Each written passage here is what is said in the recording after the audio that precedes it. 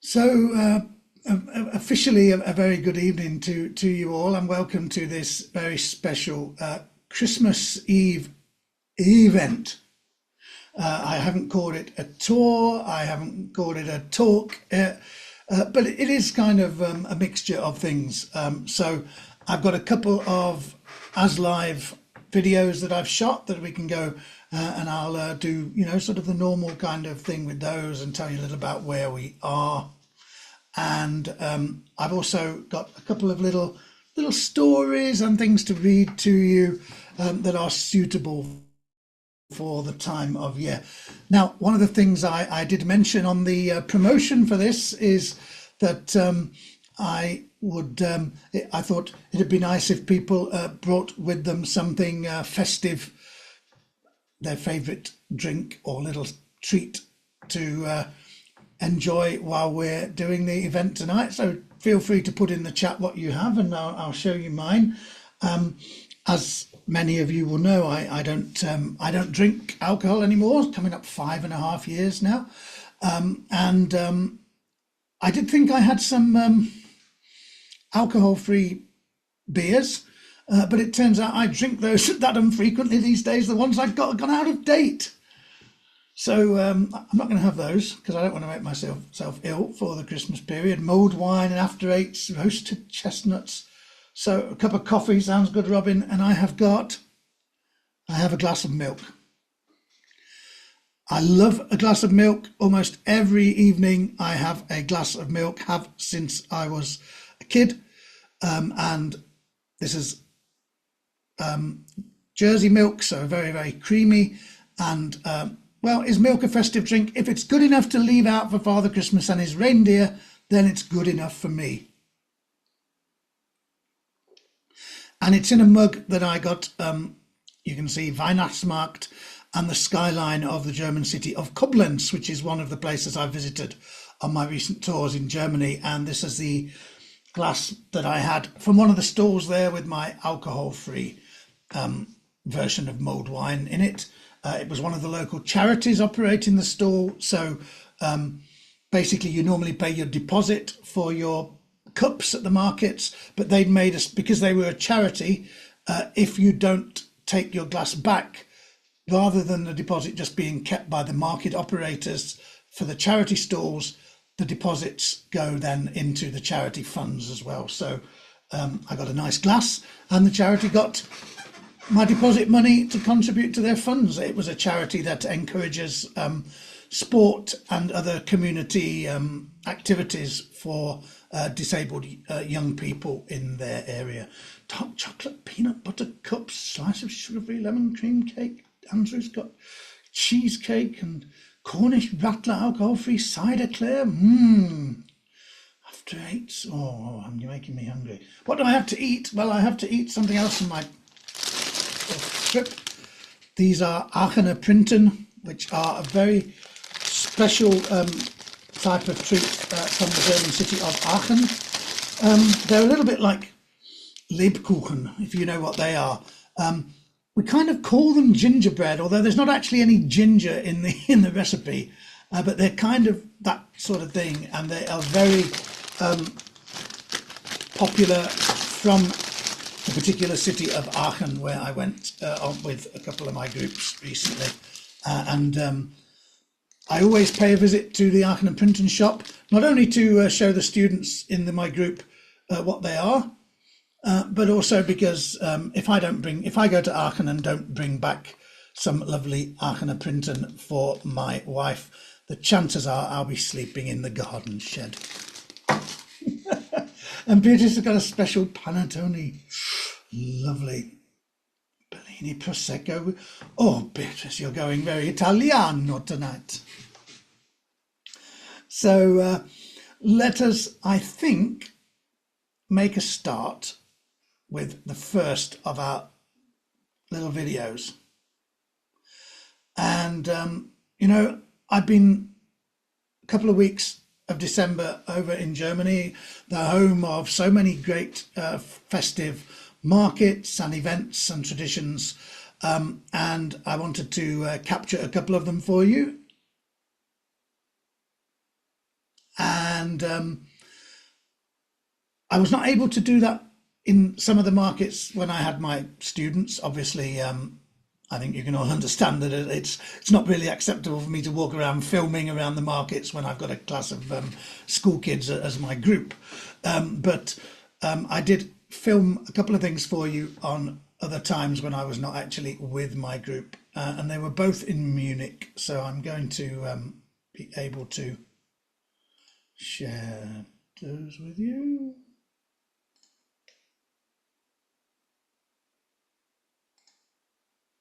And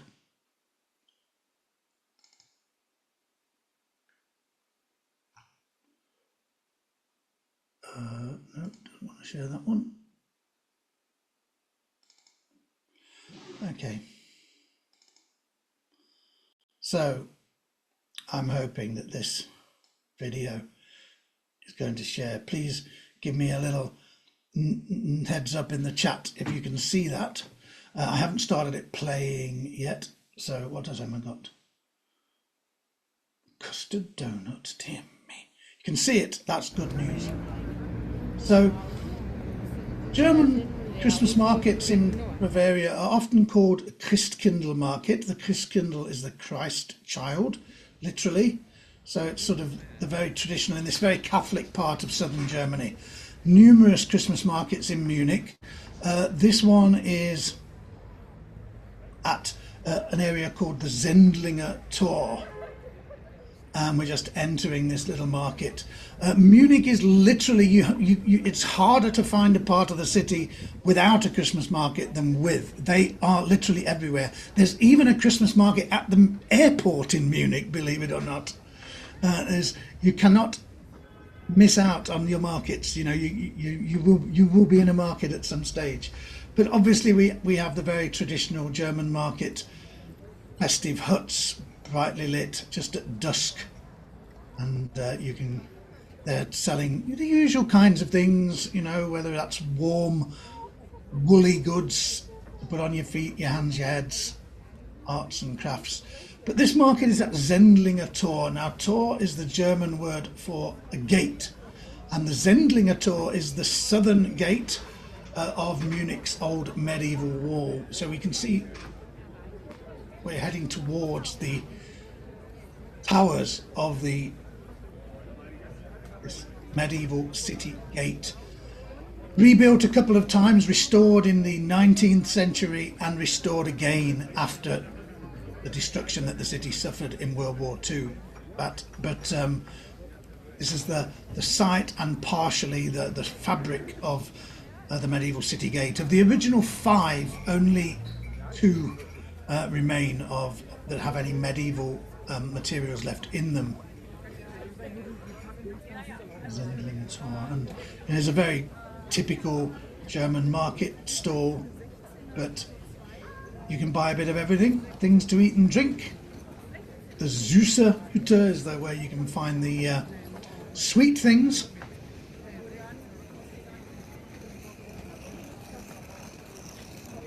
The Süße Hütte, you can find a lot of different types of almonds with sugar and different coatings on them. By sweet, chocolate, Lebkuchen, candied almonds, and that one particularly had a lot of different types of candied almonds and those kinds of things. And you get them on markets everywhere, but I do love these stars, and I just think they're so bright and cheerful. And you seem to get them on all the markets these days. And of course, it wouldn't be a German market without a Bratwurststandel, so a sausage stall. And they are grilling the pork steaks that you can get, which are very delicious. I didn't have one from this stall, but I did have pork steaks on one of the markets, and they were absolutely delicious. Especially when you've had a lot of the German sausages, you want a bit of a change, and you fancy something different. Now, I only made a very short video of that particular market. and I'll tell you why.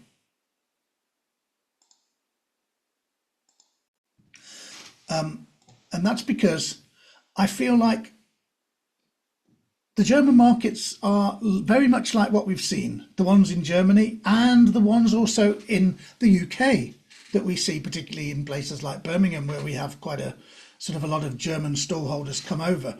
So what I thought was, let's just have a quick look at that. That's more like the German markets you might be used to. But one of the things I discovered in Munich was that they had another market, which I very much thought was something a little bit different. Some of the goods on sale were a little bit more like traditional goods, and it was something that was slightly different, you'll see, in terms of the design. And the idea of this market, it's called the Mittelalterliche Markt, which means the medieval market. And the idea is to be kind of a little bit of a throwback to medieval times, and to be a reminder, maybe just a little bit in the look of what the first recorded Christmas time markets in Munich might have been like. And those first Christmas time markets in Munich were actually documented in about the 14th century. So let's have a look, shall we, at this one. And we are on one of the main streets in the centre of Munich, lots of designer shops and so on, and we start inadvertently with a chap running to catch the bus. I don't know whether he did or not. But the square is called Wittelsbacher Platz. Wittelsbach family were the rulers of Munich as dukes and later kings from the 12th century unbroken until, from the 1200s, the 13th century unbroken until 1918. And what a way to start with the Liebe. This square named after the Bavarian royal house, and at the centre is one of the greatest figures of that ruling house, Maximilian I, Maximilian the Bavarian, Duke of Bavaria in the late 16th, very early 17th centuries, contemporary of rulers like Elizabeth I and Philip II of Spain, and so great late medieval, early modern monarchs. And what can we get here?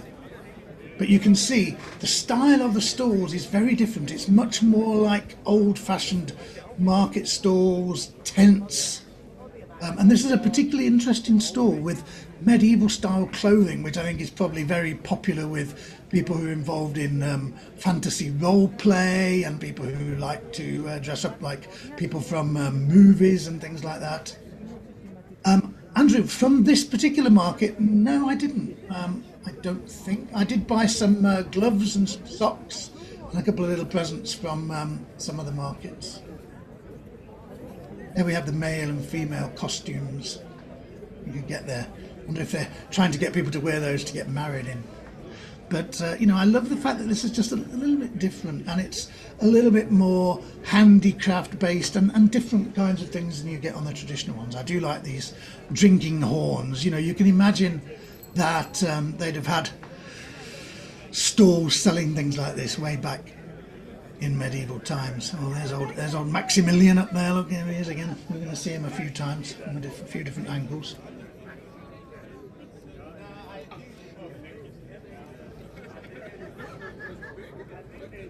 And it's just as sort of the dusk is coming on, so it's just starting to be lit up. People in there, maybe after work. Some lovely handmade jewellery here on the stall.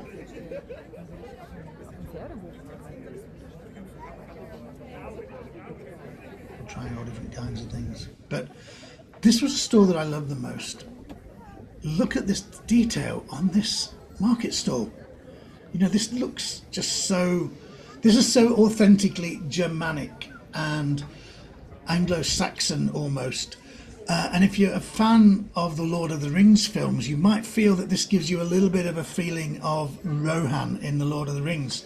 And that's because the designers based everything to do with Rohan on Germanic medieval culture, designs, artworks, and those kinds of things.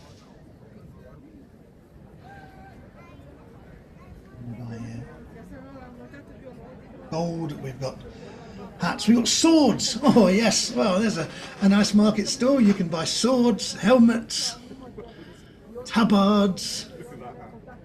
Really keeping up the medieval theme. There's a reason I didn't bring my class of 14-year-old students to this market.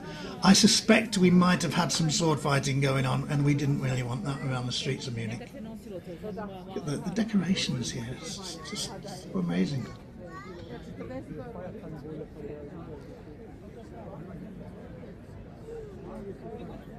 Something here to keep my head warm, but I did already. I'd bought a nice new hat in the Christmas market close to home actually before I went to Germany on my last trip. So there's the Gold- und Silberschmied, the gold and silversmiths, and edle Holzwaren, which means fine wooden goods, sort of carved wooden things. And I didn't see any turtles. Medieval people probably didn't know what turtles were. And this is one that's a little bit more traditional. Now, this is, as I said, this is a very Catholic area of Germany, and the Christmas markets in Munich, and in Austria as well, in Bavaria, they have a lot of things for nativity scenes, because people always make their own nativity scenes in their homes, and they did those. They have a lot of those kinds of more religious handicrafts as well. You can get some of the food, and I saw them for Spinatknödel, spinach dumplings, delicious. Spinach dumplings. And looks like they've got a little stage there where they have music at some points in the evenings. Well, otherwise, just a place you can sit and have a little bite to eat and a drink while you're visiting the markets. Oh, turtles I'm sure were around, but people who didn't live in areas where turtles lived might not have known about them. So then we move around a bit and we get onto these huts, which I love, which are just like the traditional timber-framed houses, which I think are so cool. And I just love the feel of this market. It just feels so different. Elizabeth, as far as I know, the stores are only really used for the Christmas markets. They may be used by the traders in other medieval markets and things like that during the year, but certainly all together like this in Munich is for the festive markets. And in the centre are the places where I think you can get something to drink. You know, Feuerzangenbowle, which is one of these big sort of alcoholic hot punches, a little bit like mulled wine, with sort of has the flames coming from it, from the spirits. It's called a Feuerzangenbowle. And this is a stall I didn't want to get too close to because I could smell it. A smoked fish stall, a fish smokery. It looks very cosy, but I didn't like the smell of it because I don't like the smell of fish. That was a stall I was giving a bit of a wide berth to. You can have Schlupfnudeln, which are a type of, a little bit like gnocchi, that kind of thing is a Schlupfnudeln that you get in Bavaria. I had a lovely Schlupfnudeln with sauerkraut in one of the markets while I was there. And then we've got the Biermeister. Well, very typical German speciality. And Munich, one of the world's biggest brewing cities. So in terms of beer halls, bars, pubs, Munich, one of the best places you could visit if you like beer. You know, it's one of the best and biggest brewing cities in the world. Centuries old brewing tradition, and the very first food standard in the world, the Deutsche Reinheitsgebot, that malted barley, hops and water are the only 3 ingredients allowed in beer. That was introduced in Bavaria first, in Munich, to make sure the beer was pure for drinking back in the 15th century. And now it is still in force for all breweries in Germany, the German purity laws, the world's first food standard. and all the beer in Germany and especially in Munich is brewed to those standards. So we've had a little walk all the way around this beautiful wooden tower, and British, exactly right.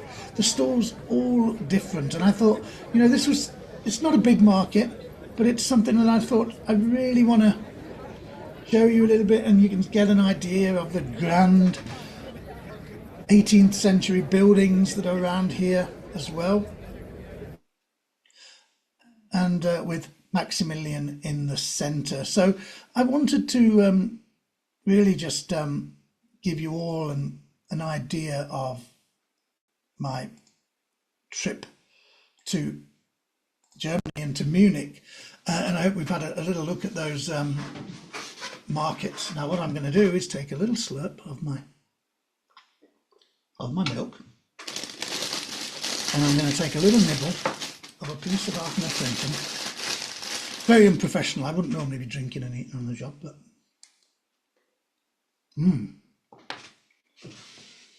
and I'm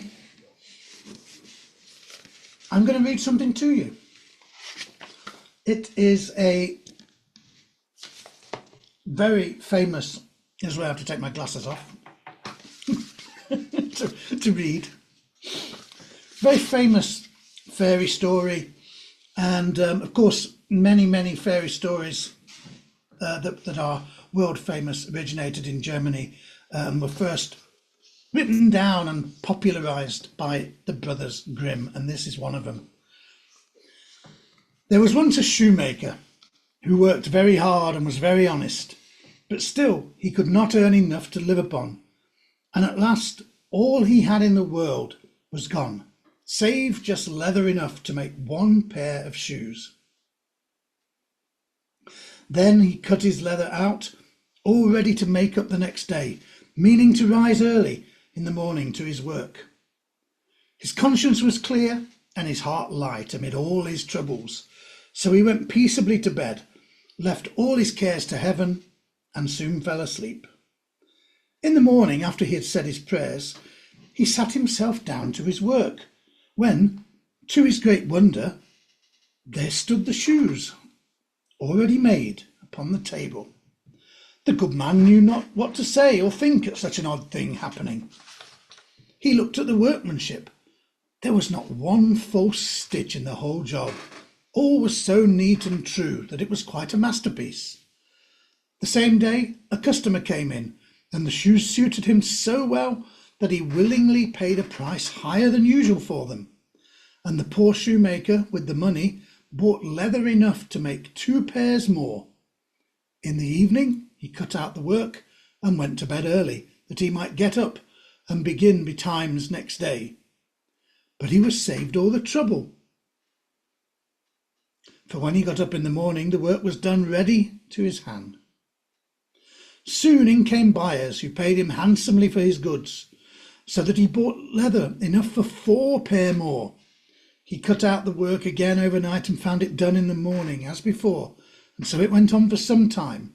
What was got ready in the evening was always done by daybreak, and the good man soon became thriving and well off again.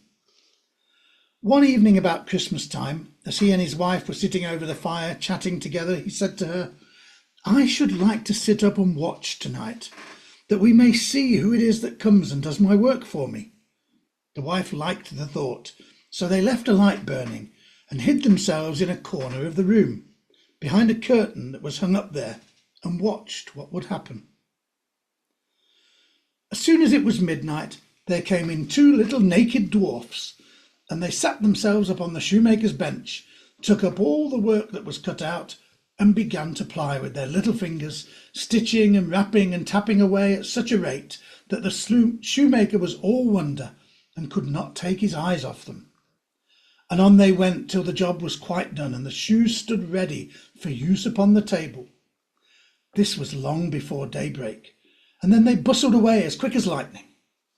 The next day the wife said to the shoemaker, "These little wights have made us rich, and we ought to be thankful to them and do them a good turn if we can.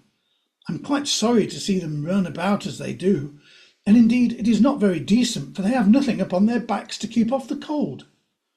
I'll tell you what, I will make each of them a shirt and a coat and a waistcoat, and a pair of pantaloons into the bargain, and do you make each of them a little pair of shoes."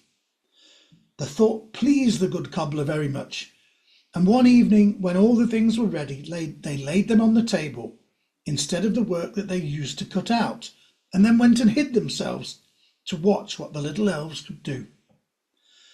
About midnight in they came, dancing and skipping, hopped around the room, and then went to sit down to their work as usual.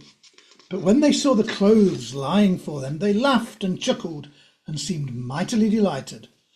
Then they dressed themselves in the twinkling of an eye, and danced and capered and sprang about as merry as could be, till at last they danced out at the door and away over the green. The good couple saw them no more, but everything went well with them from that time forward, as long as they lived. It's a very famous story of the elves and the shoemaker that was first published by the brothers Grimm in the 1806 was the year. And I've seen the word in the chat, Einzelmenschen. Yes, Beatrice is exactly right, is the German word for these little helpers that come in the night. And one of my trips was to the Rhineland in early December, and I was in Cologne, and Cologne has its own local legend that is a version of this story, and it's not just one shoemaker, it's the entire people of the town who are getting help from these little people at night, and they, rather than giving them something nice, though, in the Cologne version of the story, it's meant to be a little bit more of a morality tale. The Brothers Grimm one, it's almost like they help the people and the people repay their kindness, and when they don't need their help anymore, they go. But in Cologne, the idea is that they were coming and doing the work because the local people had got too lazy. And so the Einzelmännchen came and did the work for them. But again, people were nosy, wanted to see who they were. So one of the wives of the craftsman put some peas on the steps.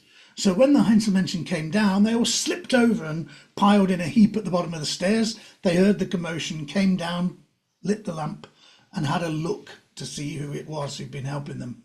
And they never came again. And so all the people had to start actually doing their own work again. So they brought back the work ethic among the people of the Rhineland city of Cologne.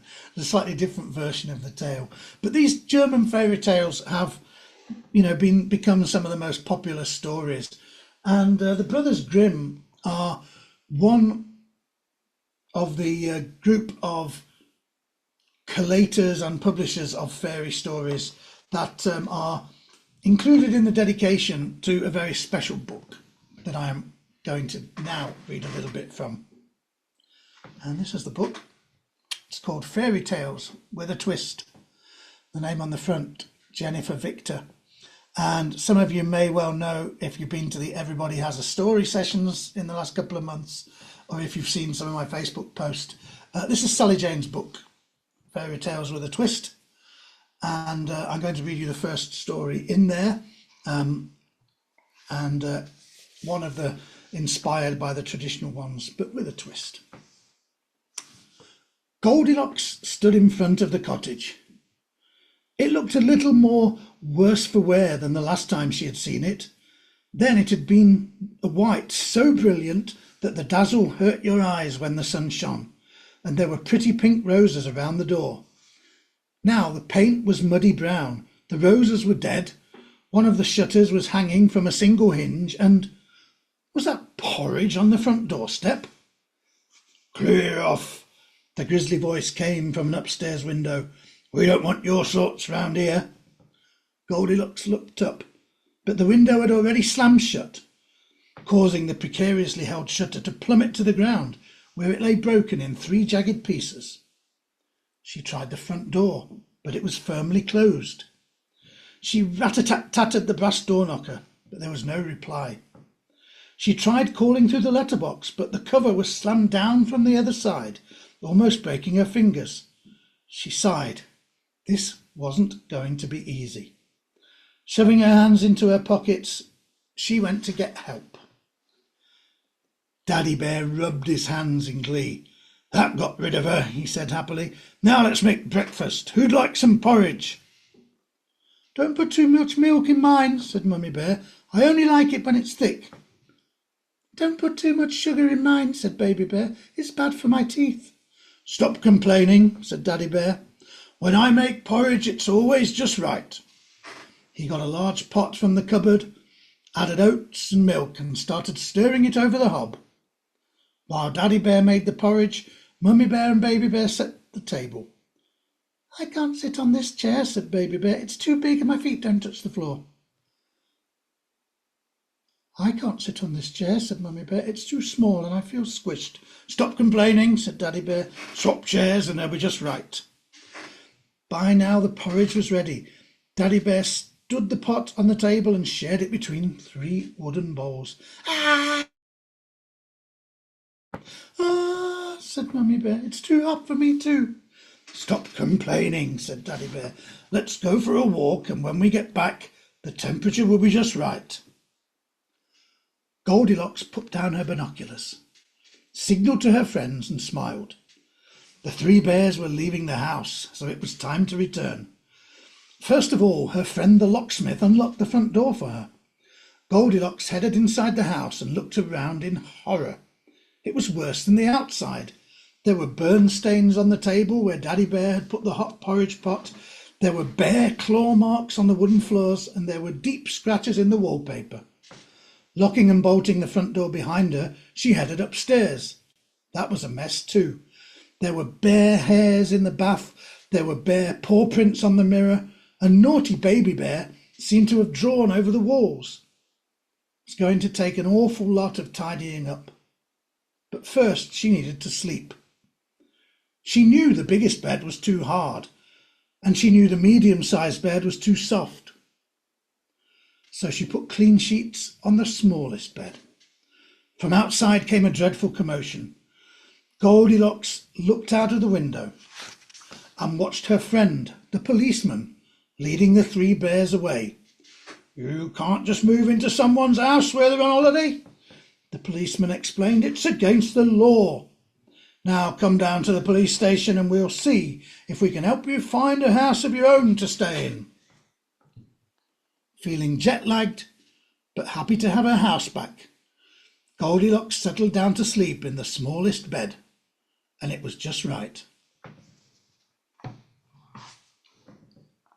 So that is Sally Jane's rethinking, reimagining of Goldilocks. And, the book is full of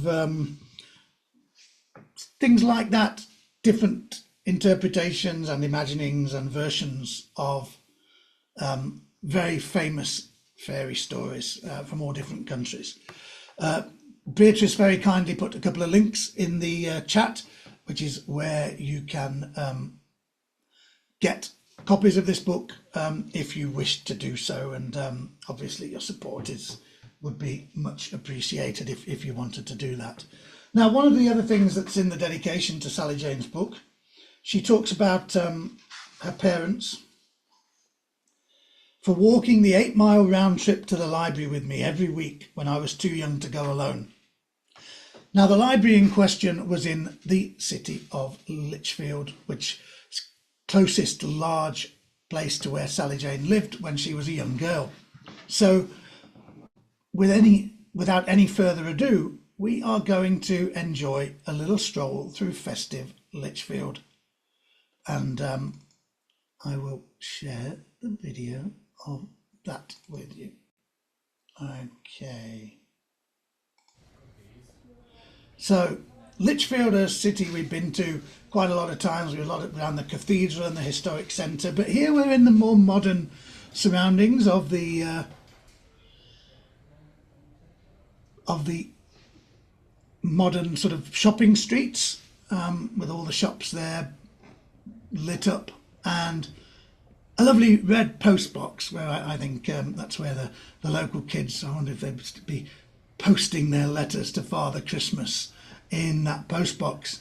And I'm sure if they did, some of the things that they're asking for in those letters are going to be things that are in this shop here. The Entertainer is one of the toy chains here in England. And look at some of these things. What's on the menu? Harry Potter's Christmas in the Wizarding World, Spider-Man, and Stitch, Buzz Lightyear I saw there. All this year's toys there. Almost everything something to do with films these days. A lot of everything seems to be trying. Beatrice, is that where you posted your postcards last time when you went to Lichfield? Oh, cool. Well, I didn't realise that. So that's nice as well. So yeah, here in the modern precinct, after the shops have closed, where you can find one of the city's Christmas trees, and I just liked the feel of this street with the colourful shops and the Christmas tree all lit up.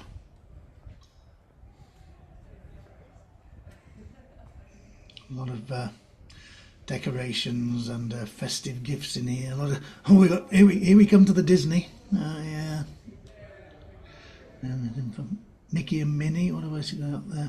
We got Gromit. I saw SpongeBob figures. And just to the right of the tree there's a lovely shop called Cake Box. Now, Cake Box has a little outlet stall in our local supermarket, which is both a good and a bad thing. A good thing because it means we can easily go to it and buy their beautiful cakes. The bad thing is that it's a little bit too easy to go there and buy their beautiful cakes, which are absolutely delicious and very, very decadent indeed. Just around the corner from here is a modern theatre in the centre of Lichfield, which is called the Garrick Theatre, named after David Garrick, 18th century actor, one of the Shakespearean actors of his day, and a big promoter of Shakespeare's work, and theatre owner later in London as well. They're still at the Garrick Theatre in the West End. But he was born here. Actually, no, he wasn't born in Lichfield. He grew up, spent his childhood and had his education in Lichfield. He was born actually down in Hereford. But the local theatre here is named after him because of the links that they have. So we come out of the very modern part of town and we're coming into the more historic town centre of Lichfield. And, lovely city Lichfield is, and great shops, chains and independent shops. A lot of independent shops in the city, and also a lot of independent places to eat and drink, and some excellent pubs and restaurants as well. And the building we can see here is the 19th century Corn Exchange, which would be a market hall for agricultural produce. Nowadays it has kind of some market on the ground floor, and on the upper floor is nowadays a restaurant, and that leads down towards the cathedral, but on the other side of it is the market square, which we'll see in a little while. And one of the things that was noticeable as we were in Lichfield filming this on that particular evening was there's quite a lot of people around, but it was quite a lot of families as well. And this is one of the lovely streets. It's called Bore Street, B-O-R-E.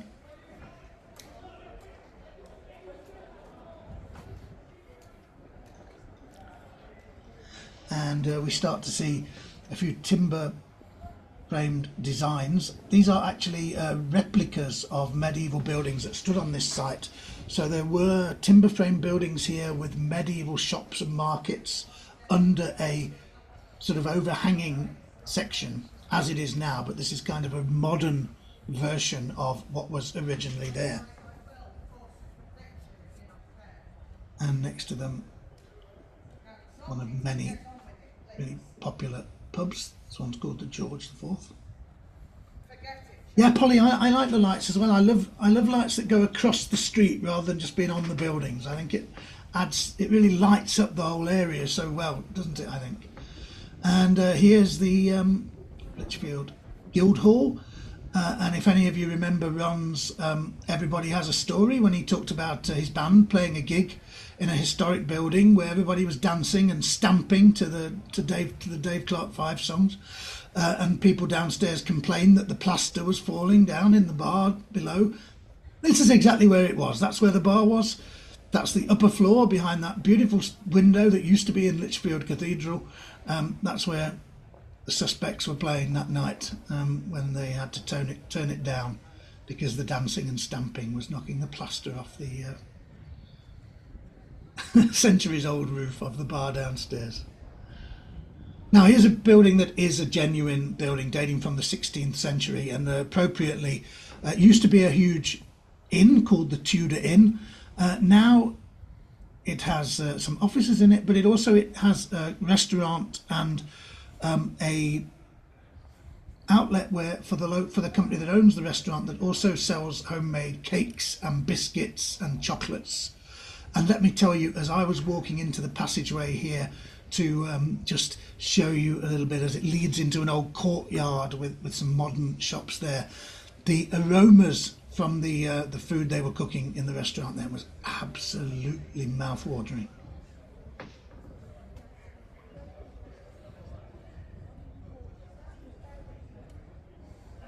Most of the centre of Lichfield is pedestrianised, which is really nice for walking around.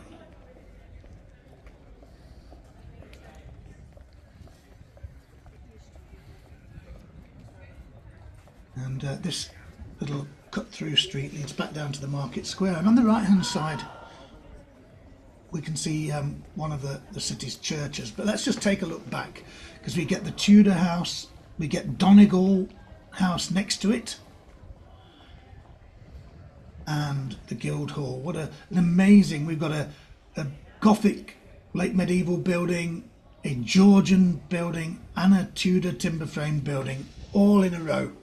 Absolutely fantastic group of buildings there on Boar Street. So on the right up ahead of us is St Mary's Church. Now of course Lichfield has a beautiful cathedral, but you know, the average people who lived in the town back in medieval times, they would not have been going to church in the cathedral. That was for the cathedral community and for the well-to-do people of the town. Your average citizens would have been going to St Mary's Church in the market square. Now St Mary's Church is no longer active as a church, but it has been beautifully and lovingly altered in its use. The exterior still has this fantastic medieval Gothic feel to it, including some of the beautiful stained glass windows that have been left. But inside is a modern library and community centre. There's a cafe in there. There are spaces that can be rented by community groups. There's a small auditorium in there. I once gave a talk, a history talk in there to the Lichfield Civic Society annual meeting, as I recall. But it's a brilliantly tasteful conversion of the church. Now here's the birthplace of one of the most famous sons of Lichfield, Samuel Johnson, Dr. Johnson, journalist, writer, wit and compiler of the very first proper dictionary of the English language, born and raised here in Lichfield and very much celebrated by his home city. So that's the side of St Mary's Church, with these fantastic buildings going across the market square, where there's still a market, food market, clothes and so on, 3 days a week. Very good market, really lovely. And there is Dr. Johnson. He doesn't look very impressed with all of the Christmas lights and celebrations. I think it took quite a lot to impress Dr. Johnson, and I think any kind of frivolity would not have been his thing at all. Definitely not. A very serious man he looks, doesn't he? And looking across the market square.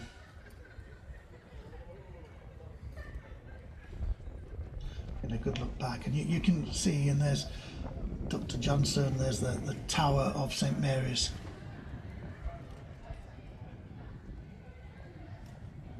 Yes, I agree, Robin. He does look bored. He looks like he's saying, "No, come on then, impress me. Oh, is that all you've got?"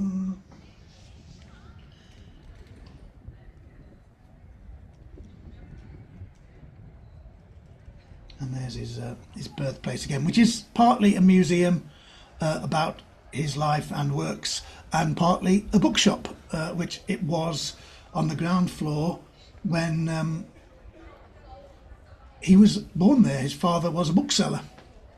This is why he learnt to read and became sort of an educated and erudite person at a very young age. He had access to books and knowledge because of his father's profession as a bookseller.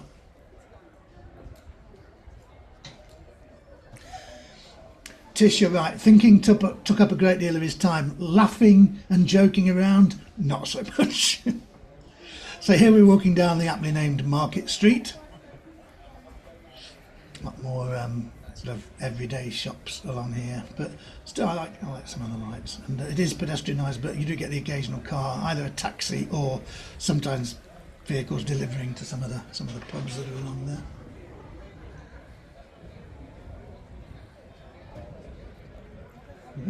Busy people going out to enjoy the evening. People would just have had dinner at the time we were filming as well, a lot of people perhaps.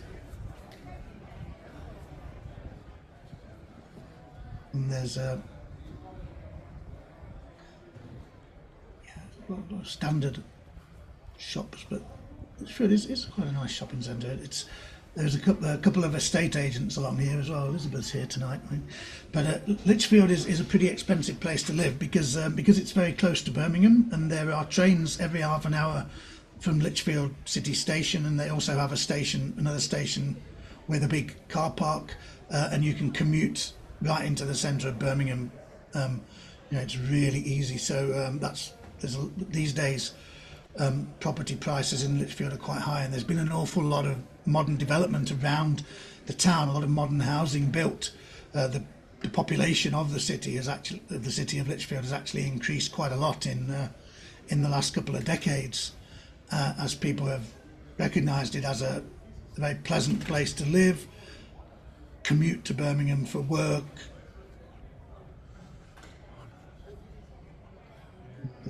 It's had very much a resurgence. Here's one of its older buildings, the Angel Inn, and directly opposite, part of one of the Georgian hotels. So this would have been where some of the horses and coaches would have gone into the stable area at the back. As Lichfield was a coaching town, it was on the main coaching route between London, Liverpool, and on to ships across to Ireland. So a lot of coaches coming through here, there are a lot of inns, and this would have been the courtyard where the stables would once have been.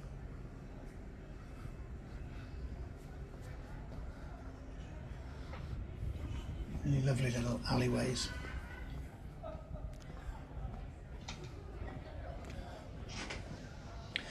And opposite, the Angel Inn. Brewery is Jules, which is a brewery that's based in this area, not directly in Lichfield, but a very, very good traditional brewer of English ales. And it's a very nice traditional pub. Not a lot of space. I'm sure it is absolutely packed this evening. So let's head down onto Bird Street, shall we?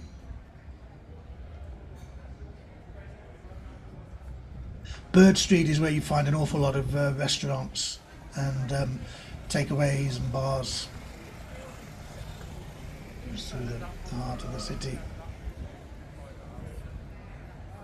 We're going to take a little walk along. A lot of Georgian buildings. This would once have been the main road that ran into the city from the north. So this would have been the main coaching route. That's why these Georgian buildings and the coaching inns are actually here. So the hotel here on the right hand side is where we were in the courtyard at the back of where the stables would have been.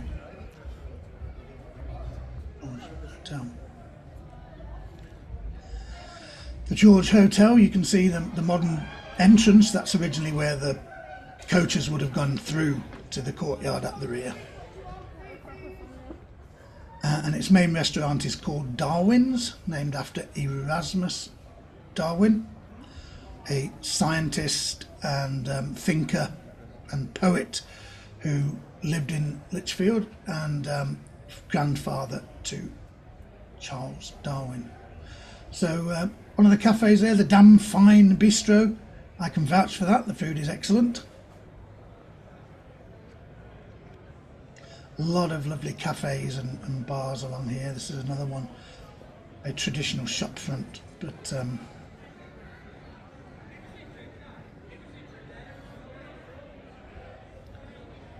and also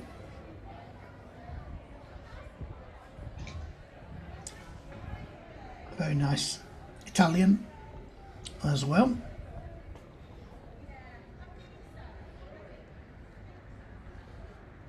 It's very busy, not surprised. It's very nice there. So, this is, you see a lot of people we saw heading away from this direction towards the town centre, because they would have been having dinner probably in one of the restaurants along here, and then heading either home or into the city to have a drink, or to maybe to the theatre or whatever it might have been. And the big building on our left is now a restaurant, at least part of it. Part of it's a wine bar, part of it is an Italian restaurant. It's originally called the White Swan, and it belonged to the cathedral. So it was the cathedral's kind of guest house for any visiting dignitaries or clergy or anything like that. It's very close to the cathedral.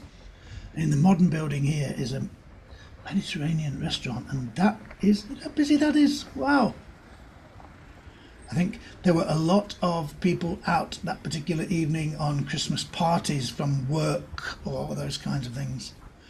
And as we come here up to the pool that was created by the community at the cathedral back in medieval times, by damming the little stream here, it made a place where they could fish and have waterfowl, and they used the water channeled at the far end, the restricted water, to power a mill.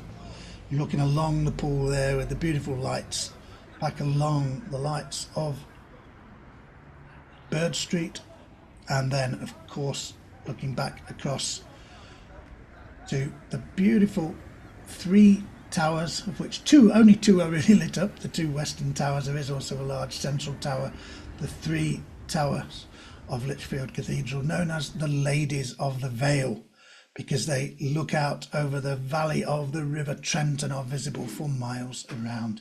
And it's with those towers of the Ladies of the Vale that we finish this little walk through festive Lichfield. And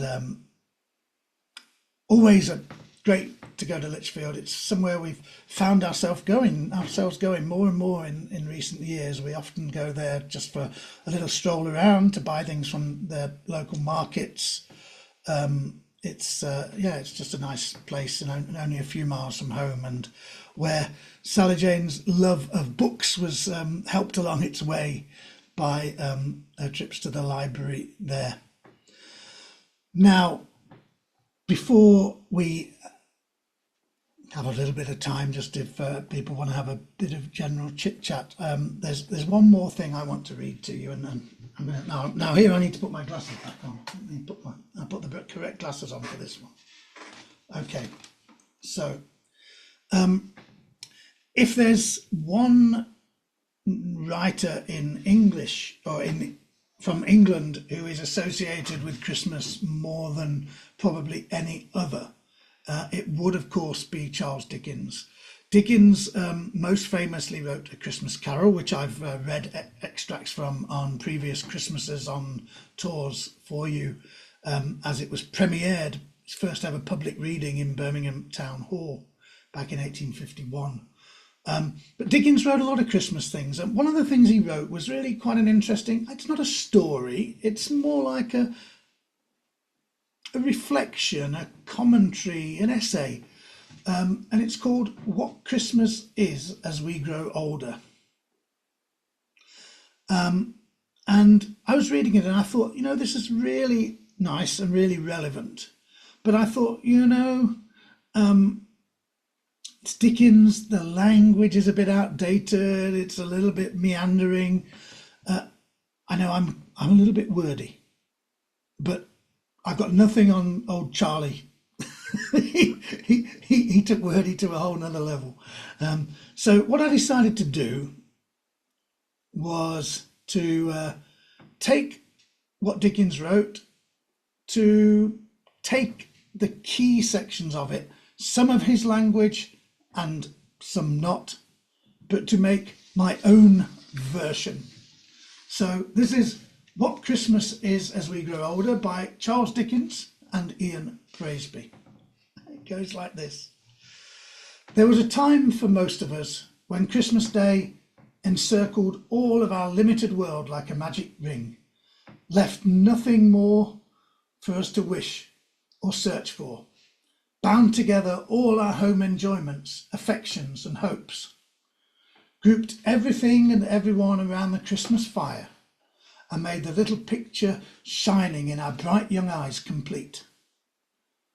A time came perhaps all too soon when our thoughts outgrew that narrow boundary, when we longed for someone who we thought very beautiful and absolutely perfect to make our happiness complete, and who had a place open for us around their Christmas hearth.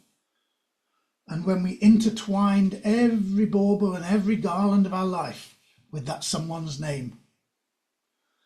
That was the time of bright visionary Christmases, which have long since faded away to be seen only faintly, like the palest edges of the rainbow after summer rain. That was the time when we took delight in things that were yet to come, and, though so many of them never did, they were as real that they seem just as solid even now as the realities achieved since. So that Christmas never came, where we and the priceless jewel that was our young love brought together two united families previously at daggers drawn on our account, when siblings and in-laws previously cool to us were warm and welcoming, and when our parents overwhelmed us with unlimited generosity? Did we really never eat that Christmas dinner that we followed by exchanging friendship and forgiveness with a former rival? And what about that Christmas when we recently achieved such great things, when we were celebrated for doing something great and good, when we had earned such an honoured name and were received at home in a shower of tears of joy? Is it possible that those Christmases are still to come? In our lives now, as we approach such a notable milestone in the year, do we look back on the things that never were as keenly as the things that have been and gone, or things that still are? If so, isn't our life nothing but a dream and not worth all the love and striving we put into it? At Christmas, let's put those regretful ideas away and focus on the Christmas spirit, helping others, perseverance, working hard and with passion, kindness and tolerance. With this spirit, rather than them dragging us down, we can let the unaccomplished visions of our youth inspire us to face all that this world throws at us. As we grow older, in fact, we should be thankful that the circle of our Christmas associations and the lessons they bring have expanded. Let's welcome every one of them and invite them in to take their places at the Christmas fire. Welcome, shiny old aspirations, to your shelter next to the tree.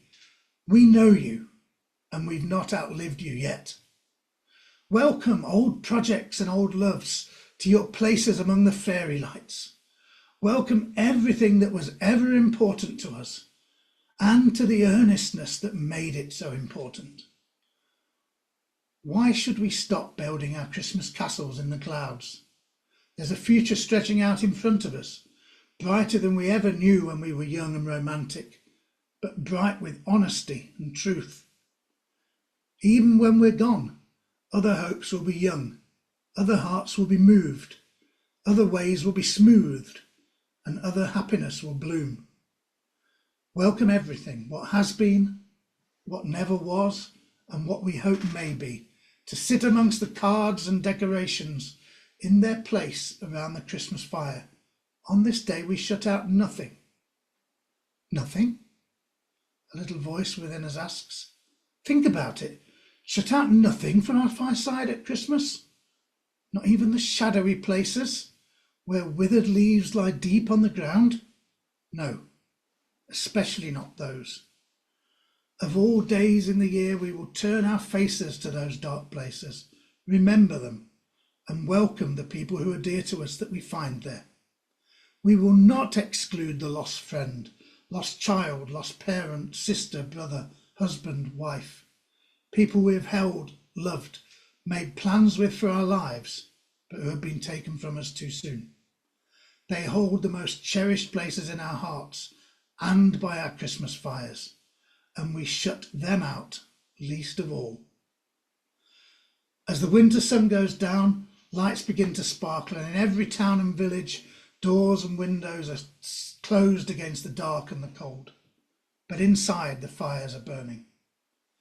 There are smiling faces and the music of loving voices. There are no thoughts of unkindness or malice, and memories are admitted with love and acceptance.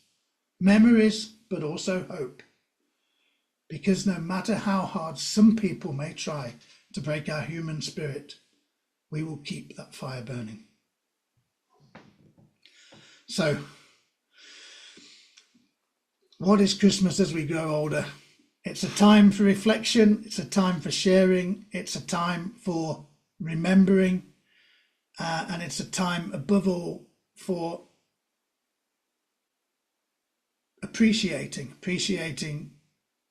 the things we've done, the things we can still do, and the people around us. And I think that is as relevant today as it ever was back in Dickens's day.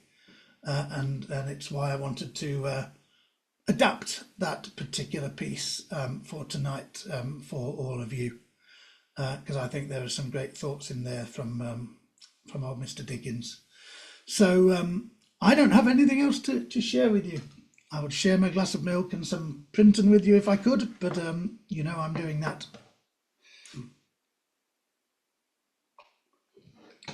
in spirit at least. So I want to just thank you everybody for being here. You know, I wanted to organise an event for tonight because I know that not everyone has huge families around them at Christmas, but it doesn't mean that people have to be on their own, especially with the technology we have today. Let's use it, because we can use it to open up our doors to people at Christmas and share with them. And also because sometimes people need a bit of peace and quiet, just a little bit of time away from everyone who's descended on them, from all the cooking, from all the presents, and all of the other stuff that goes with our hectic modern Christmases. So, you know, I'm delighted that you've all chosen to come and spend part of your festive season with all of us, with me, and with all of our community. And I hope that whether you're using this to get away from family for a little bit, or because you're not going to have a chance to actually be with your family in person, then I hope that it's been an enjoyable last hour for you. And I've been delighted to welcome you all and to share all of this stuff with you. So thank you for your very, very kind comments, and thank you for everyone again for being here. Thank you to Beatrice for putting some links in the chat to relevant items. As always, we do have some community funded tours that are currently having the pots filled up on my Buy Me a Coffee page.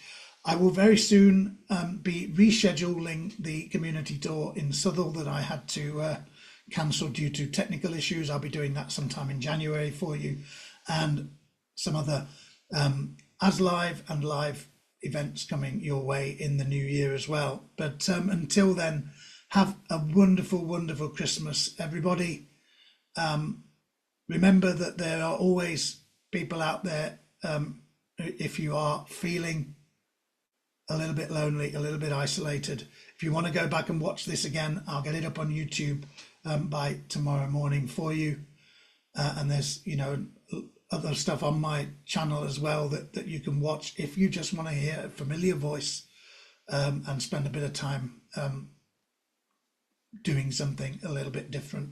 So whatever you're doing, have a great Christmas and a very, very happy new year. And I hope to see you all again very soon. Thank you so much for your support tonight and over the past year. It is very much appreciated and valued. And yeah, I hope you all have a peaceful time. So until I see you again, bye for now.